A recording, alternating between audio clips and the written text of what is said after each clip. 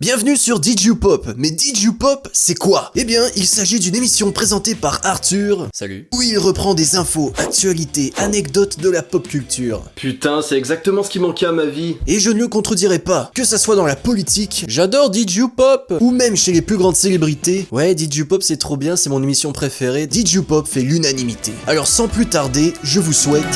Bienvenue sur Did You Pop.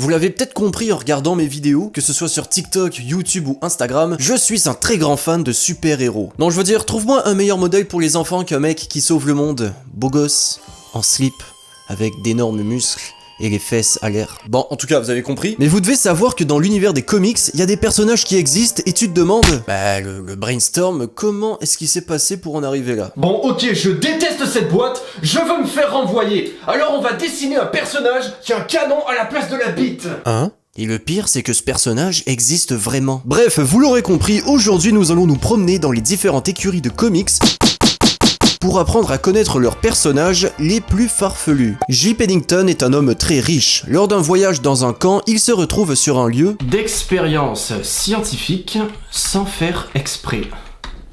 Il y a tellement de créateurs qui sont originaux, sérieux.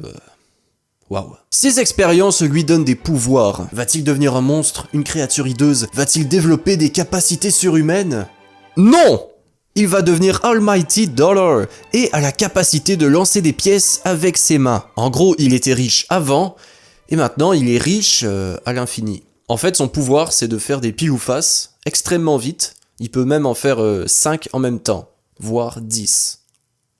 C'est énorme. Ce personnage est en provenance de Marvel Comics et on le voit quasiment jamais. Et bah je me demande pourquoi, parce que c'est vraiment triste de se passer de ça. On est chez DC Comics et je sais pas quoi dire en fait. Il s'appelle le Défenestrateur. Son pouvoir est de casser des fenêtres sur la tête des gens. Il s'apporte toujours une vitre pour défoncer un mec, mais du coup en fait il a une seule attaque. Parce que dès qu'il casse la vitre, bah il a plus d'attaque. Parce qu'il transporte une vitre. Et c'est lourd et gros, donc il peut pas en amener deux. C'est de la merde! Je me demande quand même comment tu fais pour avoir cette inspiration.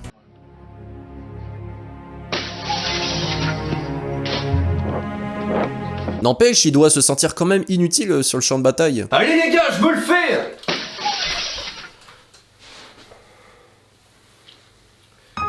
Vous vous rappelez au début de la vidéo? Alors on va dessiner un personnage qui a un canon à la place de la bite. Eh ben, c'est le moment d'aborder ce personnage de DC Comics.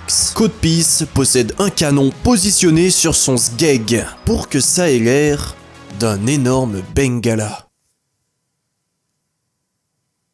Un canon à la place de la bite? Je suis en train de réfléchir à quel moment de la création tu te dis « Putain, je vais faire ce personnage ». Mais je pense que le pire dans tout ça, c'est son origin story. Écoute, je te quitte. Tu es trop petit pour moi. Trop petit en bas de la ceinture? Non, trop petit de taille. De taille de bite? Non, de taille d'humain. Tu fais 1m12, putain. Déjà, on dit 1cm12. C'est petit, ça. Vraiment petit. Tu crois que c'est ma faute? C'est ma mère quand elle a coupé le cordon ombilical, elle a coupé à côté de... Bon, en tout cas, c'est vraiment petit de ta part. Oh, mais tu comprends rien. Je te quitte.